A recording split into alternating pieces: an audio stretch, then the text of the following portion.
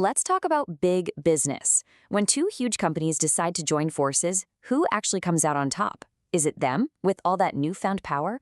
Or is it us, the consumers, the people hoping for better products and lower prices? We're about to dive into the high-stakes world of antitrust policy to find out. Okay, so let's make this real.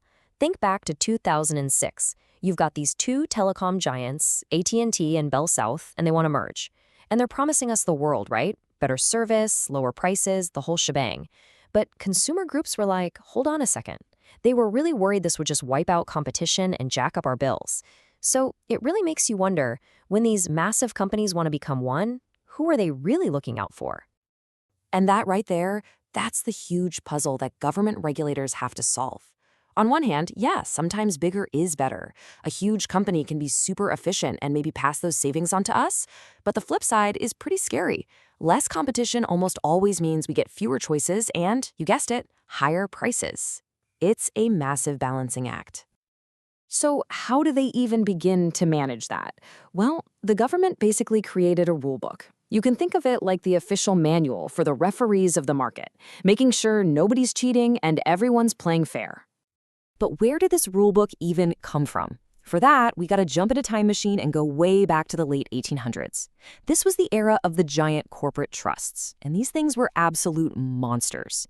They were just gobbling up smaller companies left and right to completely dominate entire industries. We're talking oil, sugar, steel, you name it. And having all that power concentrated in just a few hands, well, it started to make people really uncomfortable. And I'm not kidding when I say dominate. Just look at Standard Oil. Before the government finally stepped in, it controlled a whopping 90% of all the oil refining in the entire country. I mean, think about that. 90%. That's just an insane amount of control. So all that fear led to some pretty huge laws. First up, in 1890, you get the Sherman Act, which was like the first big shot fired at these monopolies. Then, in 1914, the Clayton Act and the Federal Trade Commission came along to get way more specific about what companies couldn't do. And finally, in 1950, the Seller-Café Act plugged a bunch of loopholes to stop sneaky mergers. And believe it or not, this trio of laws is still the bedrock of antitrust policy today. Okay, so they've got this rule book, but how does a regulator actually use it to decide if a merger is a thumbs up or a thumbs down? They can't just go with their gut, right? Nope. They need cold, hard data. They need tools to actually measure just how much power a new, bigger company might have. One of the first tools they pull out of the toolbox is the 4-firm concentration ratio. And it's pretty much what it sounds like. You just take the 4 biggest companies in an industry and add up their market shares. Boom. It gives you a really quick back-of-the-napkin look at who's running the show. But when they need to get serious, they use something called the Herfindahl-Hirschman Index, or just HHI for short. The really smart thing about the HHI is that it's designed to give way more importance to the biggest companies, which gives you a much clearer picture of who truly dominates the market. Now, I know it sounds super technical, but the math is actually kind of simple. You just take the market share for every company in the market. Then you square each of those numbers, and then you add them all together. That's it. And that little step, squaring the numbers, that's the magic trick. It makes the shares of the big guys explode in value, really highlighting their power. Let's see it in action. Picture a market where you have 5 companies and they each have exactly 20% of the business. You run the numbers and you get an HHI of 2,000. A regulator sees that and thinks, okay, this looks pretty good. It's a competitive market. Nobody's got a stranglehold on things. But now, look at this. You've got one giant company with 77% of the market. Whoa. The HHI here shoots up to almost 6,000. And this is why the HHI is so powerful. It screams potential monopoly in a way that a simpler measurement might just whisper. So what does this look like with real companies we know? This table from 2016 is really eye-opening. Check out the wireless industry at the top. The 4 biggest companies have 98% of the market, and the HHI is over 2,700. That is a very concentrated market. Now, just glance down to automobiles. The numbers are way lower. That tells you it's a much more competitive space. But here's the thing. Antitrust isn't just about playing gatekeeper for mergers. It's also about being a cop on the beat, you know? It's about watching what companies do every single day to make sure they aren't playing dirty to knock out the competition. And this kind of illegal behavior has a name: restrictive practices.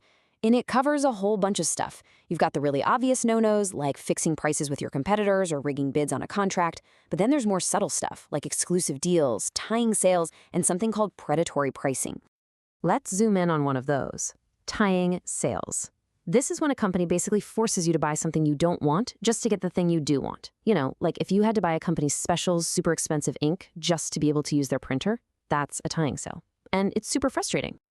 And if you want the classic textbook example of this, look no further than the big government lawsuit against Microsoft back in the 90s. The government's whole case was that Microsoft was using its total dominance with Windows to muscle out the competition. By bundling Internet Explorer with every copy of Windows for free, they essentially made it impossible for other browsers, like Netscape, to even compete. Okay, so we've been talking about how monopolies are basically the bad guys, right? But here's a twist. What if I told you that sometimes a monopoly is actually the most sensible option? It sounds crazy, but it brings us to this really interesting idea called the natural monopoly. Just think about your water supply or your electricity. Would it make any sense at all to have like 3 different power companies all running their own separate power lines to your house? Or 4 water companies digging up the same street to lay 4 sets of pipes? No way. It'd be total chaos and a massive waste of money.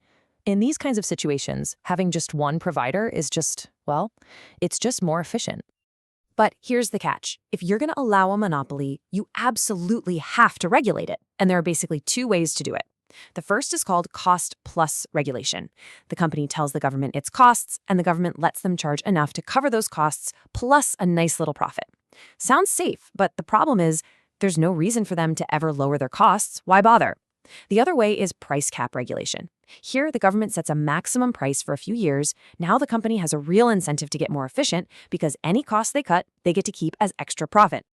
And this whole debate, how much should we regulate, how much should we let the market run free, it means the rules of the game are never set in stone.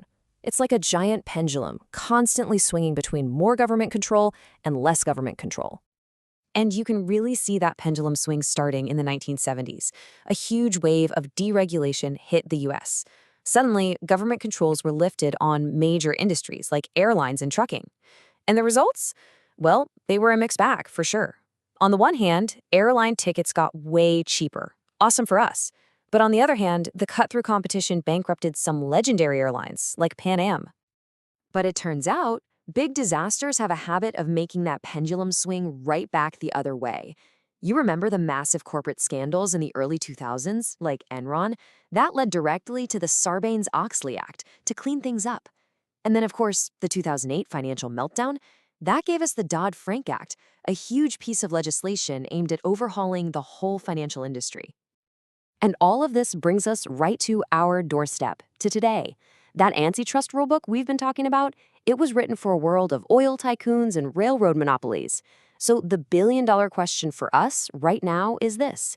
In an age of giant tech companies that control everything from what we search to how we connect, what even is a market anymore? And what does fair competition even look like now? That is the giant puzzle today's regulators are trying to figure out.